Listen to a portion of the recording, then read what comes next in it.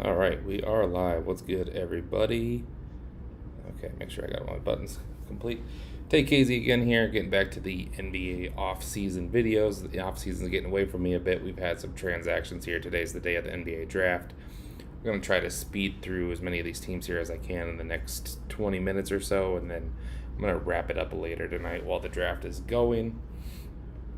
I am working remote on a work trip. So I have a different setup. Hopefully the audio and video are good. The lighting's not the best, but we will deal with that. We're going to just kind of do some quick hitter teams here, try to get through every team quickly here. So let's jump in. I haven't done Phoenix yet, so let's jump in at Phoenix. Phoenix is one of these teams that has made some moves because this video series is taking longer than I expected. They re-signed Colin Gillespie. I can't quite remember. Four for 50. No, if it's 10.7, it's probably like 4 for 45, something like that. Maybe it is 4 for 50. Johnny Goodwin got 3 for 18. So they brought back their two guards. That gets their roster up to 11 players here. I don't believe their cap projection quite has them where they're expected to be. This should be a pretty easy team. You would expect they probably bring Mark Williams back. He's a restricted free agent. So even though centers are in demand and they don't seem in love with Mark Williams, I think that's a natural fit. That gets them to 14 players just right off the bat there. They have the 47th pick. Likely won't be rostered. They could roster him as the 15th player. And then they would have their biannual and their non-tax player mid-level, which means they wouldn't use the biannual. They're projected right now to be 15 million clear of the tax. I'm not entirely sure. Oh, okay, that is including the projected salaries. So they're about 15 million clear. So I wonder what the Mark Williams contract would be. I would expect they probably sign Mark Williams for just under this number, and then they call it an off-season. That would get them to a legal roster of 14 players. They'd be right under the tax. I don't know that they would go over the tax here. They could potentially trade Grayson Allen, Royce O'Neal. Those aren't necessarily great contracts. Same with Jalen Green. He's not a great contract. He tried to finagle to get a little better. But I think with them right up against the tax as is, they probably just run it back and see what kind of internal development they can get.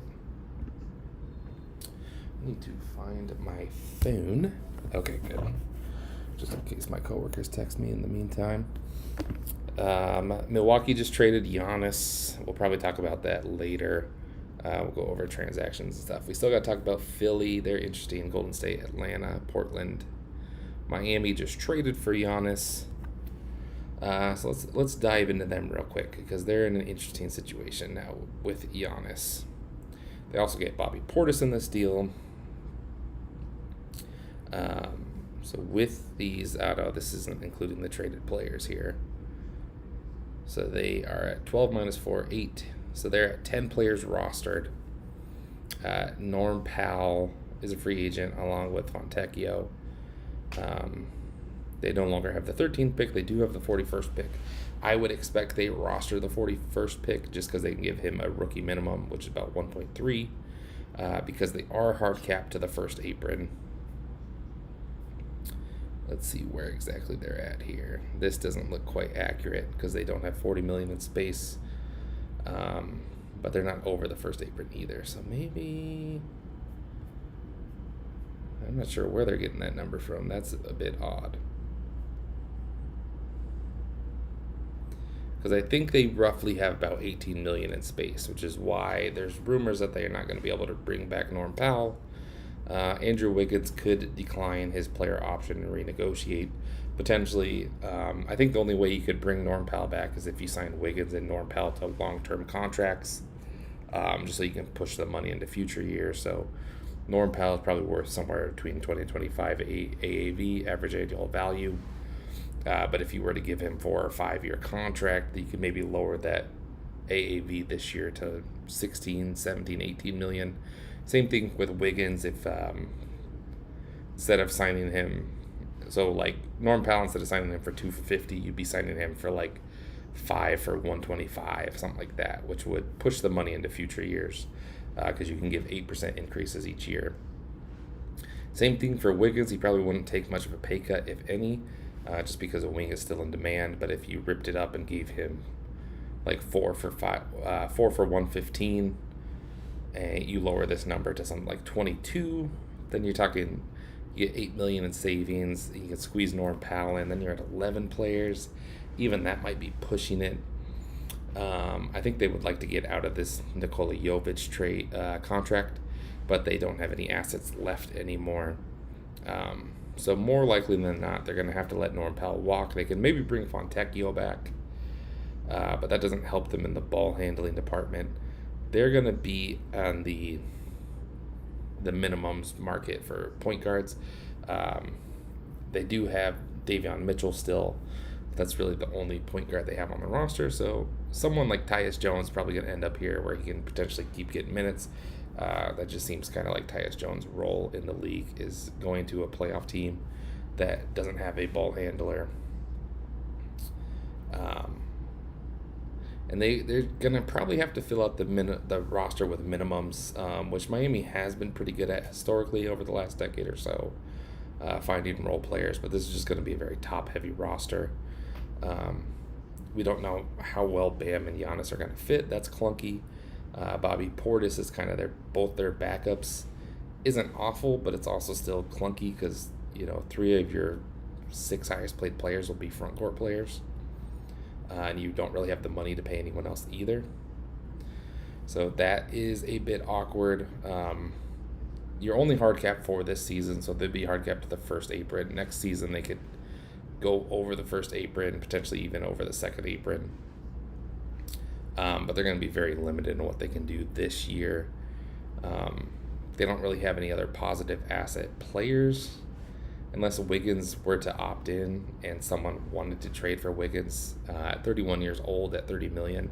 I don't know that that's really going to happen, but we did just see Julius Randle in practice. Nick Claxton salary dumped. There's not a lot of teams with salary cap space left, but in theory, I think Wiggins is probably good enough that you could get someone to salary dump him without an asset attached. The Clippers we're going to have to take a little bit more time on. Let's try to do San Antonio real quick here. So San Antonio is one of the teams with the most flexibility. They only have 9 players under contract. They have $47 million in tax space. They're nowhere close to the aprons.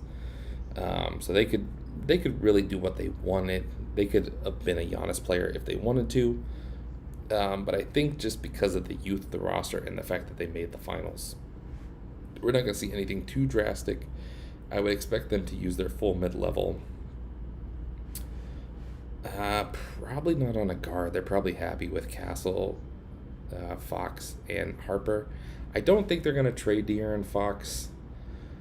I do think Fox is kind of in a weird spot where they would have to sell low on him, even though he had a tough playoffs. But I don't think they're really interested in that because they don't need to worry about that money for another season or two. And even though that contract will be a higher number in a season or two, they'll also be only have 1 year left or be an expiring, which should make that contract easier to trade. Their impending free agents are all kind of their veterans. None of these guys really were in the playoff rotation. They have 4 picks in this draft. That's crazy. So they will probably try to package some of these to move up in the draft, potentially to somewhere to 14.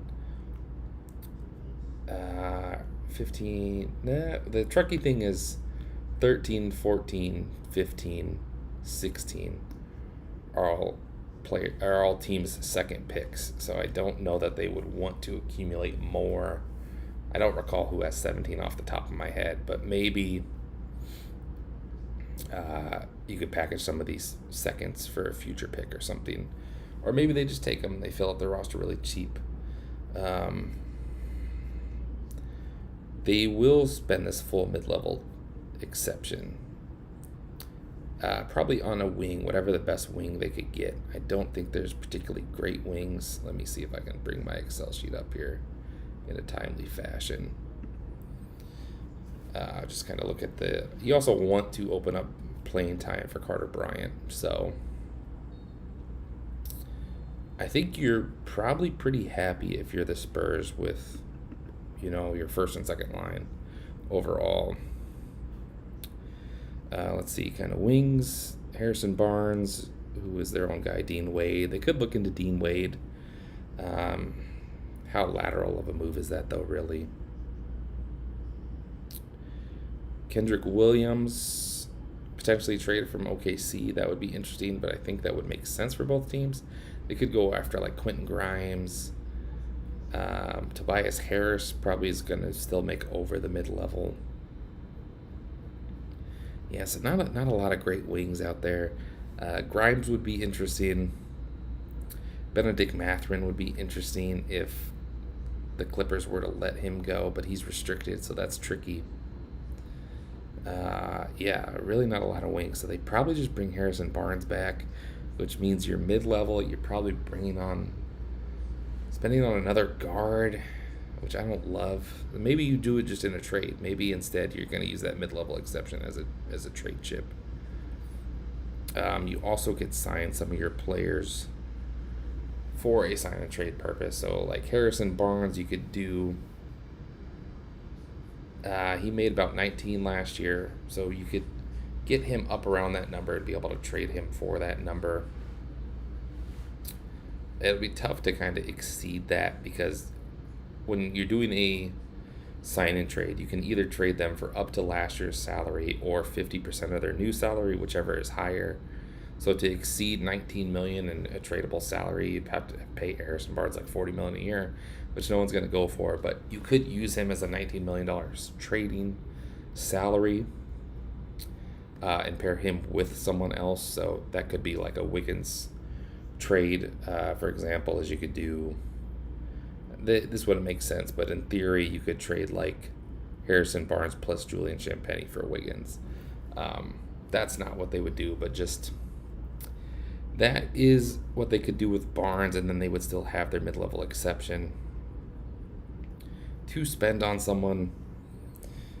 They're just in a tricky spot because I feel like all their top spots are likely filled already, so they might just do acquiring a player kind of thing. They could absorb like a DeMar DeRozan or something and try to get assets out of the Kings that way.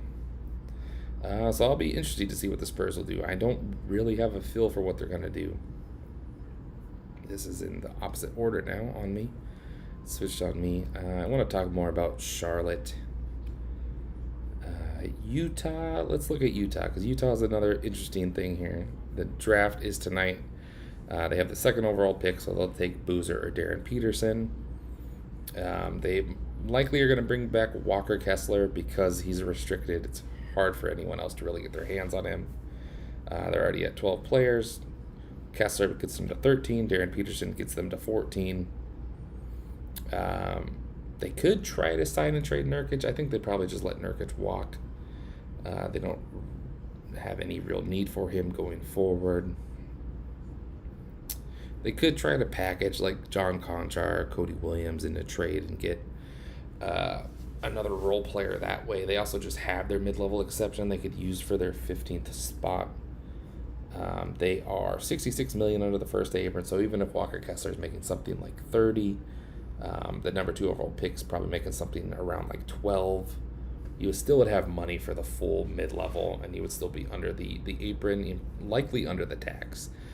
I don't think Utah will pay the tax, so you got to stay under $58 million to fill 3 roster spots. They don't have any other draft capital. They could, waive some of these bottom level guys and bring in depth that way as well. But it would really only be Hayden Gray and Bez Medang here. The rest of these guys I think they like. So I think it should be pretty calm offseason for Utah as well. I want to talk more about Detroit. I think we talked about the Wizards in the last video, in Memphis. So Detroit, Charlotte, Clippers. We'll touch on Miami, Portland, Atlanta, Golden State, Philly.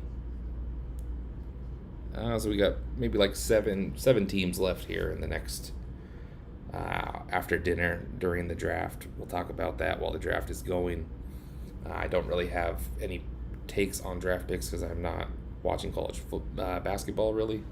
But we'll come up with some fake trades for the remaining teams. All right, see you guys here in a little bit. Enjoy the draft. Hopefully we get more trades like we had last night. We'll talk about those trades from last night and to start the off season here as well in a little bit. Thanks. Bye.